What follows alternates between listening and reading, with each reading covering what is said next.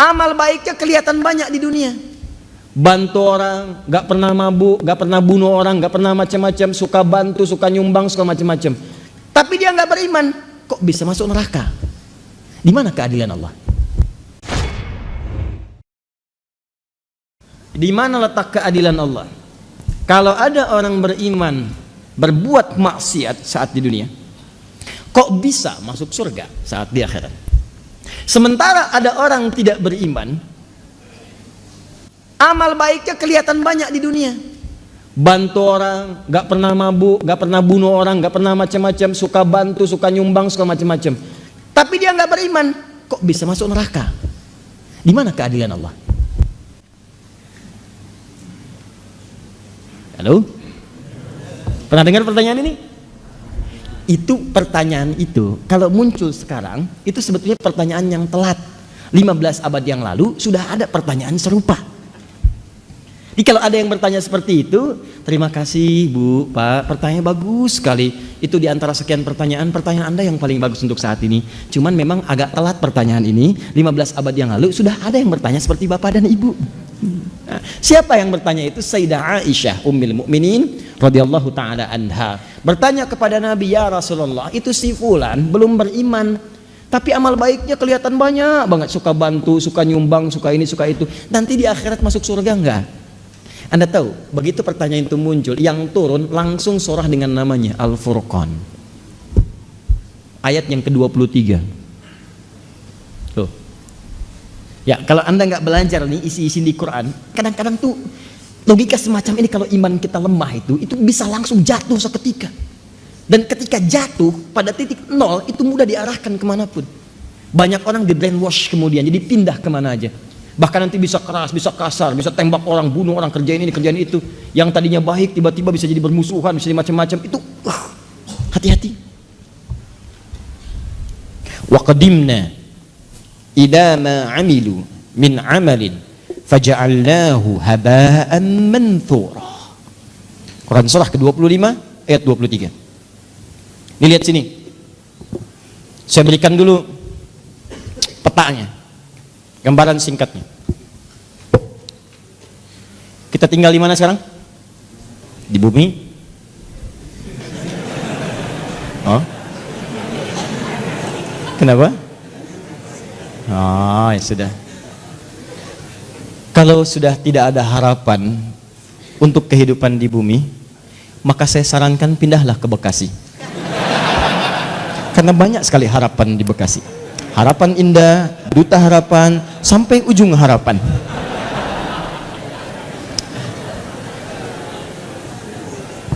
Sudah. Di bumi ini sifatnya sementara atau sementerus abadi? Karena itu sifatnya disebut dengan dunia namanya. Ad-dunya. Dunia itu bukan tempatnya, dunia itu sifatnya. Dunia. Di tempatnya ardun, tempat yang dipijak. Kita terjemahkan karena kita memijak bumi, maka terjemahkan dengan bumi. Sifatnya disebut dengan dunia dari kata dana yadnu dunuan wa dunyaan.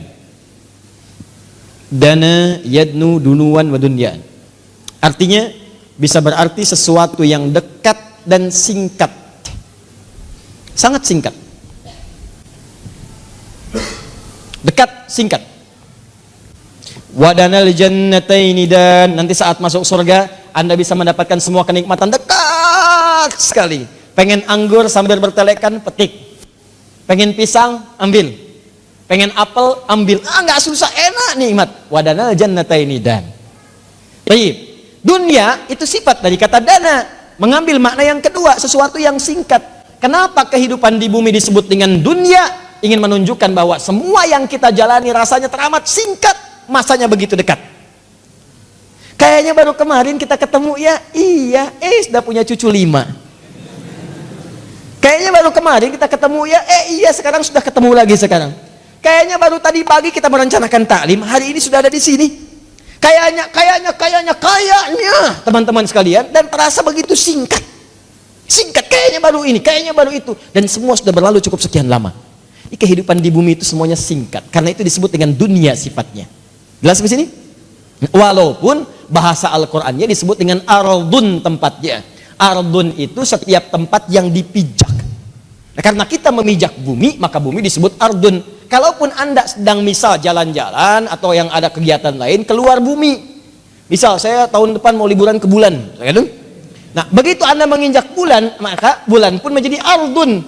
Ardun, bulannya bahasa Arabnya komarun. Komar itu bulan, badrun itu purnama. Cuma ketika Anda keluar dari bumi memijak bulan dan menetap misalnya dalam beberapa waktu di situ, maka ketika Anda pijak itu menjadi ardun bagi Anda. Kalau sudah jadi ardun, maka tetap berlaku hukum zikir kepada Allah Subhanahu wa taala. Inna fi khalqis samawati wal ard wa ikhtilafil laili wan la ayatil liulil. Siapa ulul albab itu? Alladzina yadhkuru qiyaman wa qu'udan wa 'ala. Di walaupun Anda ke bulan, ke tempat lain misalnya, Anda berpijak, maka tidak mengurangi nilai zikir Anda kepada Allah Subhanahu wa taala.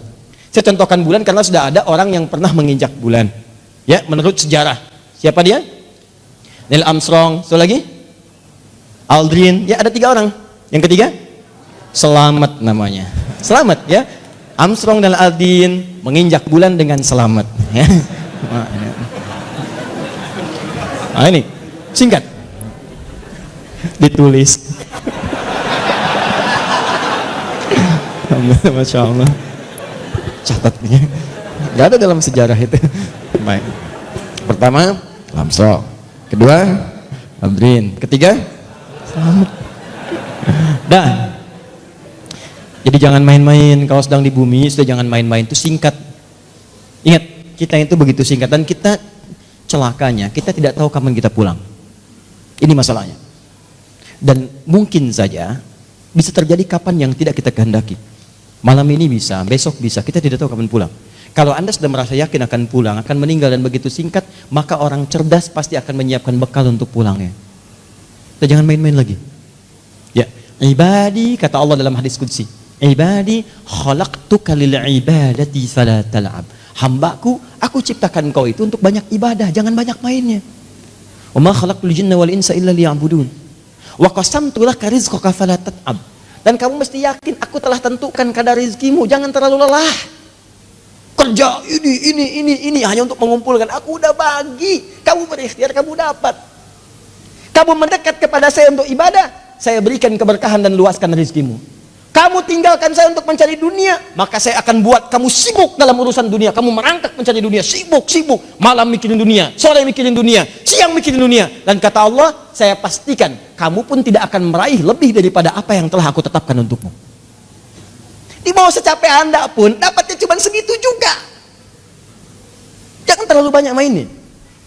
Nah, jadi ketika Anda tinggalkan ini, bumi, pindah kemudian di satu tempat persimpangan, alam pemisah, disebut dengan barzakh. Barzakh itu pemisah. Bainahuma barzakhul la yabghiyan. Nah, kemudian tempatnya disebut dengan kubur. Afala ya'lamu idza bu'thira ma fil kubur. Nanti dari sini pindah kemudian ke akhirat. Di akhirat ini secara cepat baru kita bicara surga dan neraka. Surga dan neraka. Tengah-tengahnya ada Araf. Nah, jadi kalau kita ingin bicara surga dengan neraka, fokus baik-baik, maka tempat yang dibicarakan bumi atau akhirat? Saya ulang. Di bumi ada surga tidak? Tidak. Ada neraka tidak? Tidak. Nah, di mana ada surga? Di akhirat. Kan pertanyaan tadi, kenapa dia tidak masuk surga, yang lain masuk surga? Berarti Anda sedang bicara hukum akhirat, bukan sedang bicara hukum dunia. Jelas? Nah, dalam kaidah mengatakan, di setiap tempat yang berbeda pasti memiliki hukum yang tidak sama. Jangankan masalah akhirat, di bumi saja kalau tempatnya beda, hukumnya tidak sama. Toilet Lebak Bulus akan beda dengan toilet Kampung Rambutan. Di sini bayar 1.000, sana 2.000. Parkiran sini 3.000, parkiran sana 4.000. Anda ke GGP dengan Grand Mall, jangan harap kemudian bayarnya sama. Saya dari GGP bayarnya segini, kenapa di sini beda? Kalau mau sama, Bapak parkir di Grand Mall sana, bayarnya ke sini. Silahkan. Oh, itu baru hukum dunia. Maka apalagi ketika Anda akan bawa ke hukum akhirat. Kalau Anda ingin pindah ke tempat yang lebih hebat lagi, tempat yang lebih bagus lagi, maka jangan samakan dengan hukum yang pernah Anda dapati saat berada di bumi. Makanya jangankan hukumnya, benda-benda bumi pun gak akan dibawa ke akhirat.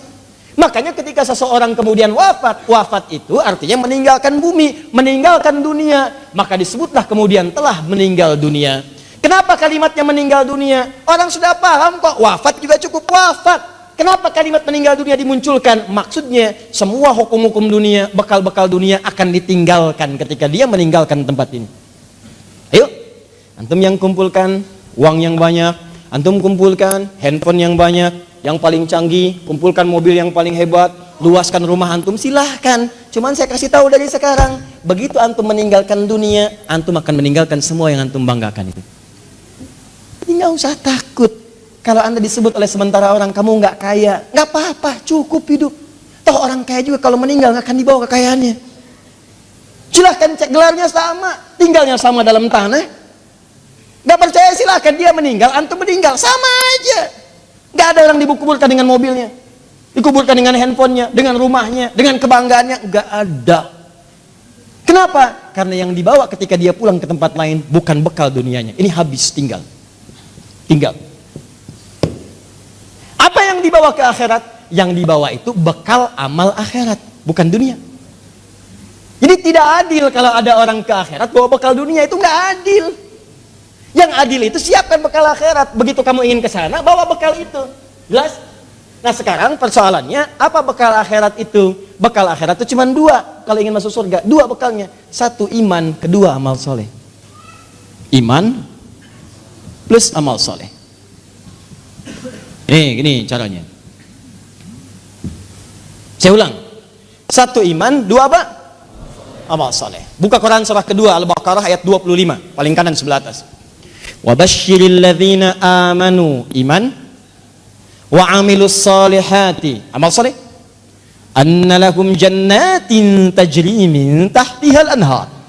Maka orang yang punya iman dan membuktikan imannya dengan amal soleh itu, kami akan jamin muaranya dengan surga, dengan segala keindahannya. Sungai-sungai mengalir di bawahnya dengan segala ragam dan jenisnya. Ada air susu, ada macam-macam, ada madu dan sebagainya. Maka kalau anda ingin masuk ke surga, bekalnya cuma dua. Satu apa? Iman. Kedua apa? Amal soleh. Ini bekalnya. Pertama iman, diberikan bekal semua. Semua yang lahir itu membawa iman dalam dirinya. Cuman yang merubah itu lingkungannya. Kullu mauludin yuladu 'alal fitrah. Semua yang lahir dari rahim manusia manapun membawa fitrah. Fitrah diantaranya apa? Keimanan. Dari mana taunya? Buka Quran surah 30 ayat 30. Fa aqim wajhaka lid-dini hanifa. Hadapkan dirimu kepada din yang sesungguhnya, yang lurus, yang benar. Apa itu din? Islam. Tahu dari mana? Quran surah ketiga ayat 19. Inna dina indallahil Islam. Teruskan ayat yang tadi. Fa aqim wajhaka lid-dini hanifa. Din Islam. Fitratallahi allati fataran nasa 'alaiha. Itulah fitrah yang Allah berikan pada setiap manusia. Dia orang itu semua lahir ada fitrah, fitrahnya itu beriman. Cuman sayang kata Nabi, kullu mauludin yuladu 'alal fitrah fa abawahu yuhawwidani au yunassirani au yumajjisani. Maka lingkungan abawa itu bukan cuma orang tua. Kadang orang tuanya muslim, disekolahkan di tempat yang bukan islami, terbawa, pindah keyakinan, iman hilang. Itu jadi masalah. Gaul di tempat orang yang tidak beriman, ke bawah, ngobrol diskusi ke bawah, pindah hilang keimanan. Itu bekal iman tidak ada, tinggal amal soleh. Apa bentuknya amal soleh? Nih, banyak. Setiap kegiatan kita berpeluang jadi amal soleh kalau dilakukan dengan iman. Contoh, mau duduk? Bismillah.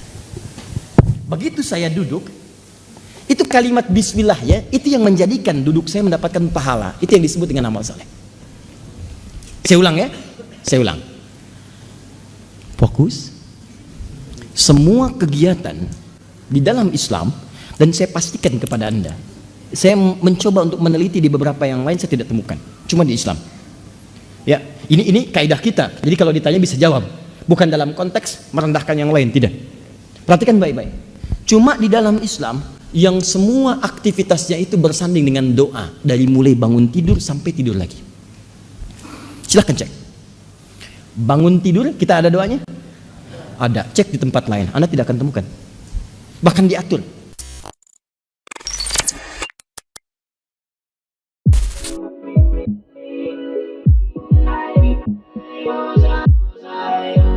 Beep beep.